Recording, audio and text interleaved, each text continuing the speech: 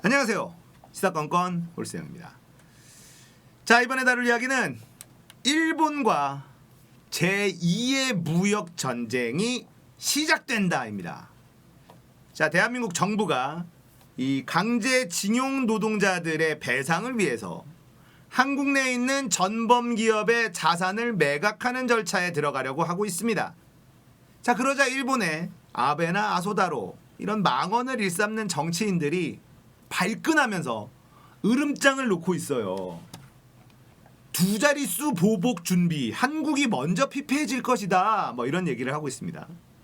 경제 규모가 작은 한국이 먼저 피폐해질 것이다. 자, 먼저 일본이 주장하고 있는 이 강제징용 노동자들에 대한 배상, 우리는 이 배상을 다 끝냈다라고 하는 이 주장에 대한 이야기를 먼저 해야 되는데요. 사실 그렇지가 않아요. 국가에 대한 배상은 박정희 정부 때 했습니다. 그건 맞아요. 그러나 개개인의 배상까지도 다 없어진 것은 아니다 라고 하는 것은 일본이 먼저 얘기한 부분입니다. 그래서 일본은 중국인들에 대한 강제징용 노동자들에 대한 배상을 기업이 한 적이 있습니다. 중국에는 한 적이 있어요. 그것도 몇 차례의 소송을 전부 다 기업들이 배상을 해 줬습니다. 한국은 왜 안 되죠? 지금 일본이 주장하고 있는 것은 앞뒤가 맞지 않다. 그러니까 정당한 주장이 아니다라는 것을 먼저 여러분들이 알고 계셔야지 돼요. 박정희 때 우리는 다 줬고 그 안에 개개인의 배상도 다 포함된 거다라고 하는 일본인의 주장은 거짓말이다 라는 것을 먼저 깔고 가야 됩니다. 그렇기 때문에 대한민국 정부는 대법원 판결에 따라 전범 기업의 자산을 매각해서 그 돈으로 우리나라에 아직 살아계시는 강제징용 노동자들에게 배상을 하려고 하는 겁니다. 일본이 발끈하는 이유는 알아요. 왜냐면 아니 그 판결을 왜 나게 하느냐 이런 얘기겠죠. 근데 문재인 정부는 이렇게 얘기합니다. 대한민국은 삼권 분립의 나라라. 대법원이 판결한 걸 행정부가 어떻게 할 수가 없다. 우리는 대법원의 판결을 따라야 한다. 왜 따라야 되느냐? 일본은 이해를 못해요. 왜냐? 얘네들은 지네 마음이거든요. 삼권 분립이 제대로 돼 있지 않은 나라가 일본이라는 걸 일본 스스로는 시인하고 있는 겁니다. 자, 일본이 할 것으로 예상되는 보복 조치가 몇 가지 있는데요. 그 중에 한국산 제품 관세 인상을 할 거다. 그리고 금융 제재를 할 거다. 뭐 이런 얘기들을 하고 있습니다. 일본은 지금 부채 비율이 250%가 넘어요. 기축통화의 나라이기 때문에 괜찮다라고 하지만 250%가 넘는 부채 비율은 어느 순간에는 큰 부담으로 올 수밖에 없어요. 너무 부채 비율이 높습니다. 우리나라 40% 넘어간다고 지금 난리치잖아요. 대한민국의 부채 비율은 40%를 이제 조금 넘기는 수준이에요. 일본은요 250%입니다. 자, 금융제재를 단행한다. 일본이 금융제재를 단행한다고 해서 한국이 어마어마한 피해를 입을까? 그렇지는 않을 겁니다. 분명 피해는 있어요. 이 무역전쟁이라고 하는 것, 모든 전쟁이 다 마찬가지인데요. 양국이 다 피해를 입습니다. 근데 누가 더 큰 피해를 입느냐의 싸움인 거죠. 아무런 피해를 안 입고 전쟁을 하는데 누구는 이득만 본다. 이거는 없는 일이죠. 불가능한 일입니다. 누가 더 큰 피해를 입느냐. 첫 번째 무역전쟁, 1차 무역전쟁에서 누가 더 큰 피해를 입었죠? 일본이 어마어마한 피해를 입었습니다. 우리나라의 핵심 산업인 반도체 산업에 타격을 입히기 위해서 핵심 부품 소재인 3가지 수출 규제를 했어요. 그러면 한국 경제가 흔들릴 것이고 강제징용 노동자들의 배상, 일본의 한국 내에 있는 그 전범 기업의 자산을 매각하는 것 이거 못할 거다라고 생각했겠죠. 그러면서 한국 때리기를 통해서 이 아베의 일본 내 정치적인 이득을 보려고 한 건데요. 지금 어떤가요? 한국 반도체가 타격을 입었나요? 아니요. 국산화할 수 있는 건 국산화가 거의 다 이루어졌고요. 다른 나라의 미국이나 유럽 쪽에 대체 수입 거래처를 이미 다 확보해 놓았습니다. 일본에서 한국의 삼성전자나 하이닉스에 가장 많이 납품을 하던 회사들은 지금 울상이죠. 가장 큰 거래처를 잃었어요. 다른 거래처가 있느냐? 없습니다. 그러면 앞으로 사이가 좋아지면 이 거래처가 다시 뚫리느냐? 안 뚫립니다. 반도체 공정상 이런 걸 한번 바꾸면 또다시 바꾸기가 어려워요. 그걸 알기 때문에 일본의 이 소재 회사들은 눈물을 흘리고 있는 거죠. 자, 그리고 불매운동을 해서 관광을 안 가고 일본산 제품 한국에서 정말 잘 팔리던 제품들이 다 초토화됐습니다. 맥주 아무도 안 마십니다. 유니클로 지금 문 닫는 매장이 엄청 많습니다. 데상트 적자폭이 너무 큽니다. 그리고 유니클로의 자회사였던 여기도 지유인가요? 여기 철수했습니다. 닛산 자동차 철수하죠. 모스 햄버거 지금 망해가고 있죠. DHC 사라졌습니다. 그동안에 한국에서 너무 꿀을 잘 빨고 있던 일본 회사들이 싸그리 지금 쓰러져 가고 있는 상황이에요. 1차 무역전쟁의 패배자는 일본입니다. 어마어마한 타격을 입었는데도 일본은 아무렇지 않은 척 하고 있죠. 2차 무역전쟁이 이제 시작되려고 하는데 무조건 한국이 이긴다. 저는 100% 확신합니다. 왜냐? 1차 무역전쟁 때 일본이라는 나라는 가장 센 카드를 썼어요. 다 쓴 겁니다.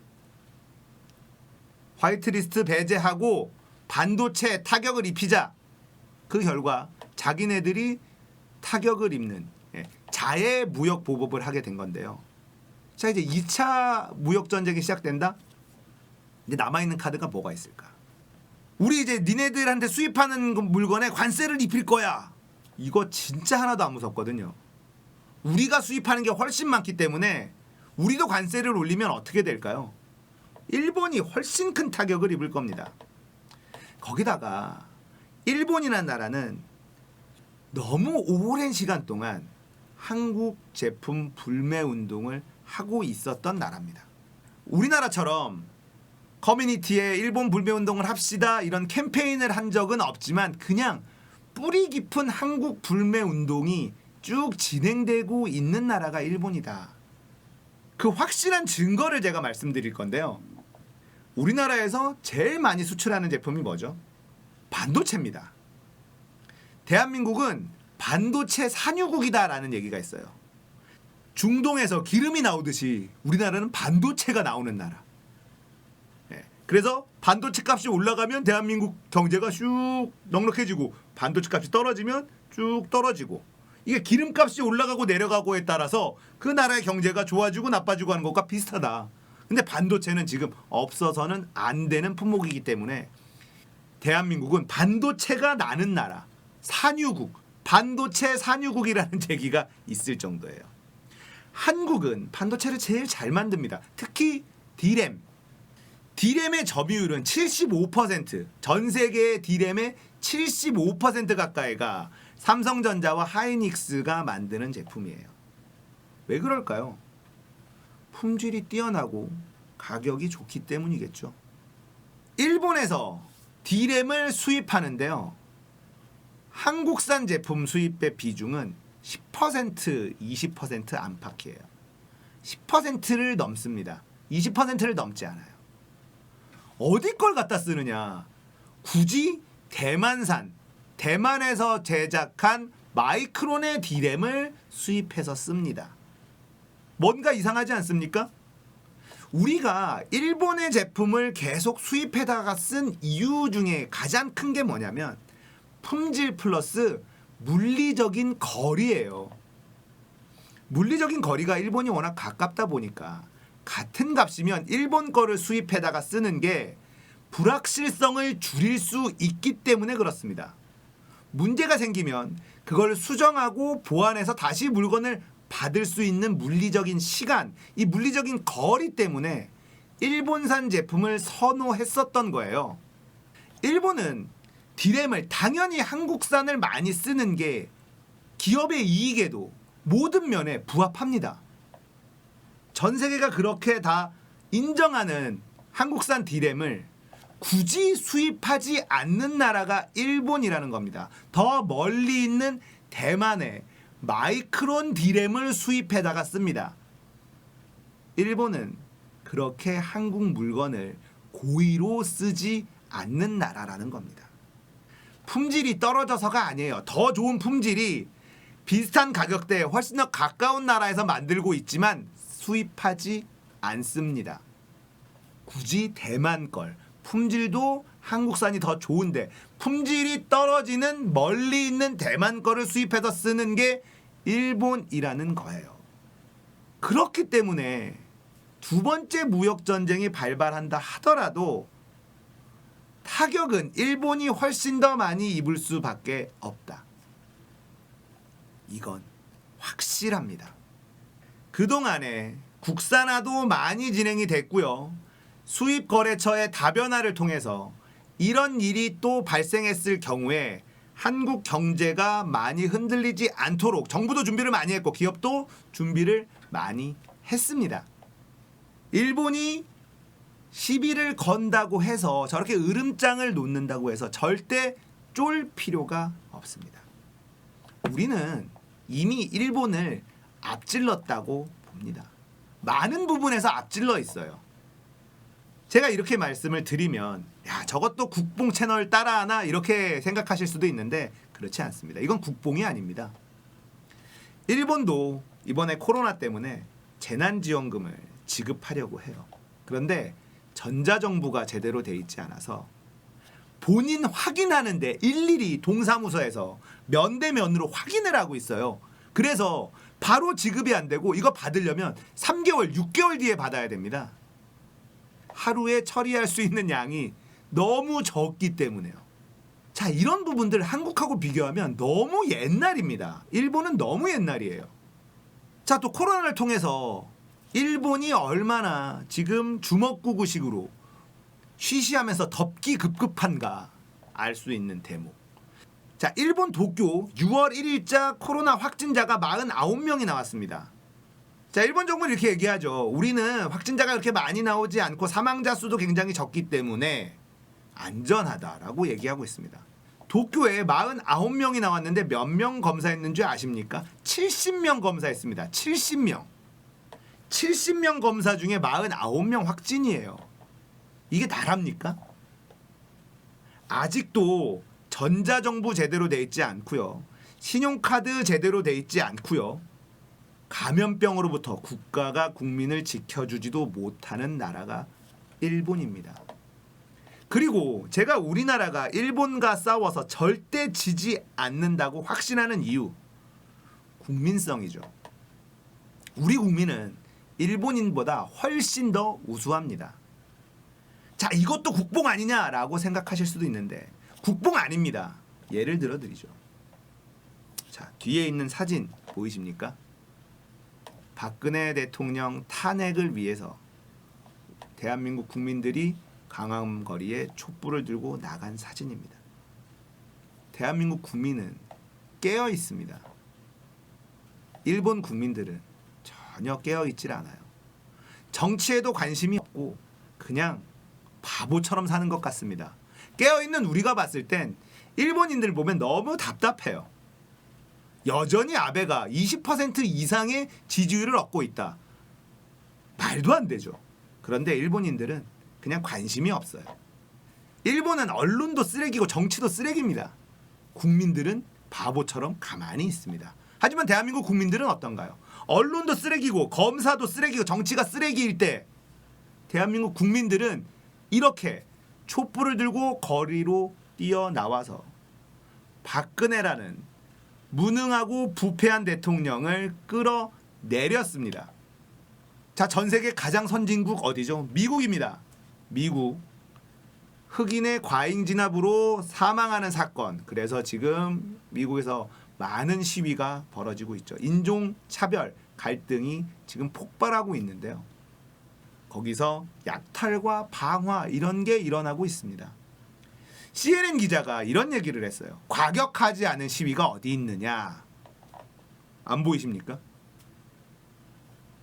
대한민국 국민들은 무능하고 부패한 대통령을 촛불 들고 어떤 폭력도 없이 끌어내렸습니다. 과격한 시위 없이, 방화, 약탈 이런 거 한 건도 없이 대통령을 바꾸는 나라. 이게 대한민국 국민입니다. 코로나로 전 세계 선진국들의 국민성이 다 드러나고 대한민국 국민들이 얼마나 많이 깨어있고 우수한 민족인지 증명이 되고 있어요. 그런데 우리가 일본과의 무역전쟁 따위에서 질 것 같습니까? 절대 지지 않습니다.